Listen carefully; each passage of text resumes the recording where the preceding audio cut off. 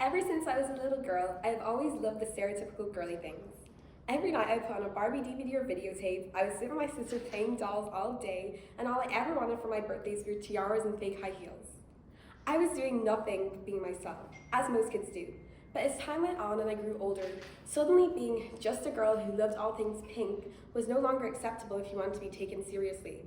Why is it that just because my hair or clothes or nails are pink, do people assume I don't have anything intelligent to say? I love maths.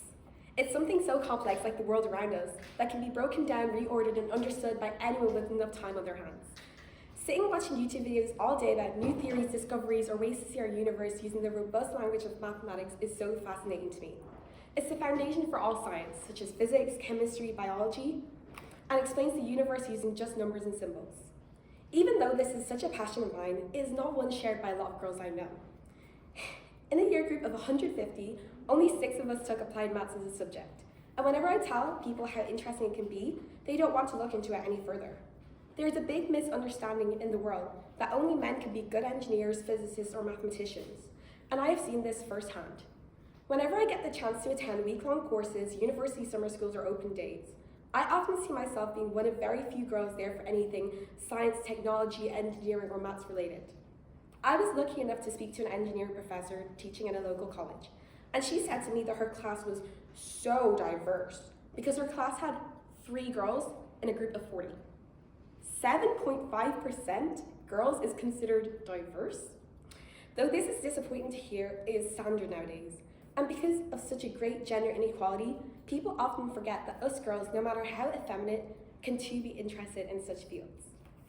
Last year, I was at a friend's birthday party. I was happy as could be in my pink dress with a heart-shaped bag and bows in my hair. I was content and didn't feel judged with my girls. They all know me anyways. Why would I feel otherwise? But there was a boy there who texted me after the party, and in getting to know me, he said, "From what I saw at the party, I expected you to be a girly girl, but you're different." What? And do you want to know what made him come to this conclusion? It was the fact that I liked maths and wanted to pursue a career in engineering.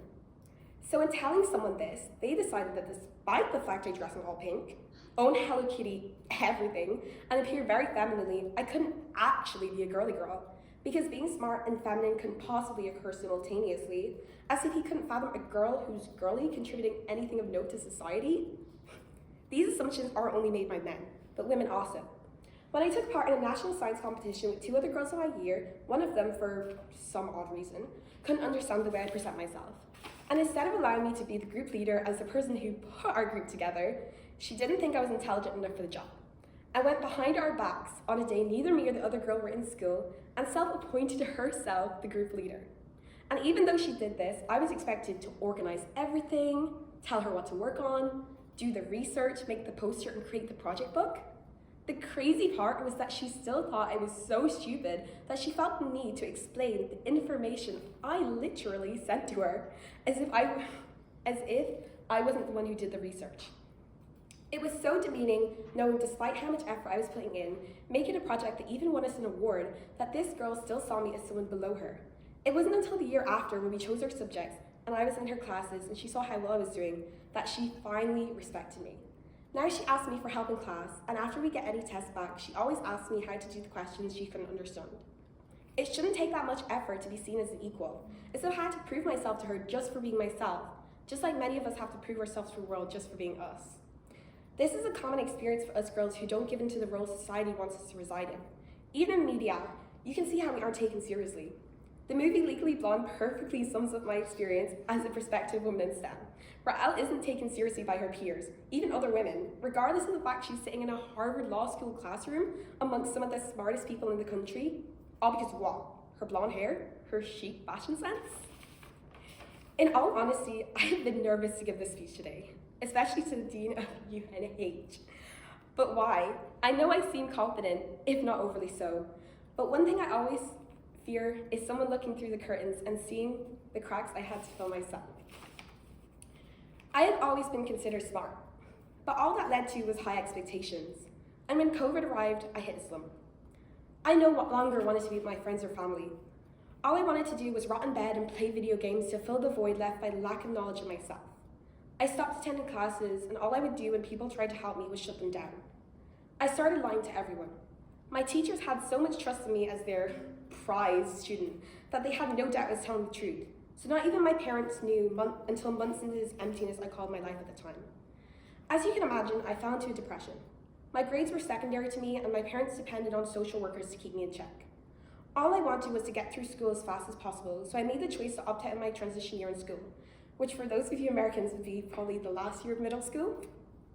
The school fought my decision, saying I was too young and needed the extra year to mature. I thought I knew everything, but I couldn't have been more wrong. In transition year, I found my identity. No one knew me, it was a fresh start. I no longer stayed with friends who didn't really know me. I finally accepted my sexuality and that a lot of what I knew about myself was wrong. I was still doing badly academically, but my focus was no longer on school, it was on me. I was known for being someone to count on, someone who could give a speech to any crowd and a natural board leader. And once I started seeing myself this way, I regained faith in myself.